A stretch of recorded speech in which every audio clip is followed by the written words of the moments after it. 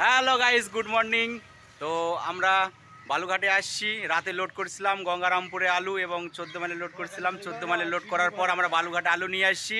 আলু নিয়ে আসে এইমাত্র আমাদের আলু খালি শুরু হয়ে গেছে।